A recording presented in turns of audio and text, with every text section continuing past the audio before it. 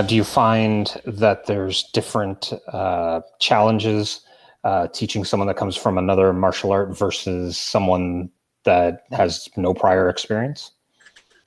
I think there can be some challenges, and some schools may find it more of a challenge. I keep a very open-minded and I stay as flexible as possible.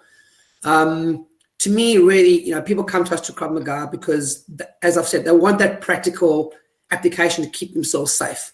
And if you go back to the origins of Krav Maga, the whole premise of it was to try and use people's natural instinctive reactions to certain actions, and then build that into a very practical-based, instinctive-based martial art that's easy to learn.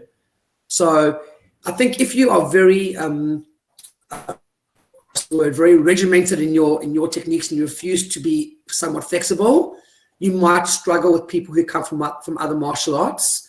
With me, my thinking is, if you come to me with 3, 5, 7 years of a karate, taekwondo, and that is now your instinct, it's my job to work with you and build that instinct into a bit more of a street practical defense.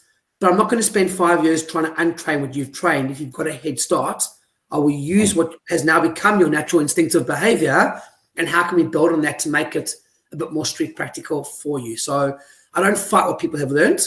I would rather learn their systems and see how I can adapt it to what becomes their instinctive reactions, because ultimately that's what's going to be the quickest for them to learn to keep themselves safe. It's not about me and what I want to teach. It's about them and what that's easiest and quickest for them to learn in that practical setting. Nice. So it's very, very individualized training then.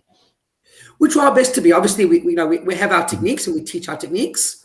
But if somebody comes to us from karate and their natural stance is very much a hands down stance, I'll try and work with them to have more of a hands up stance to protect their face. I'm not going to fight too much. Philosophy is effectiveness over technique. So if you can achieve your objective, that's what it's about. In the street, there's no such thing as somebody attacked you, you defended yourself, but you used the wrong stance, I'm afraid. It doesn't happen. You win or you lose. There's nothing in between.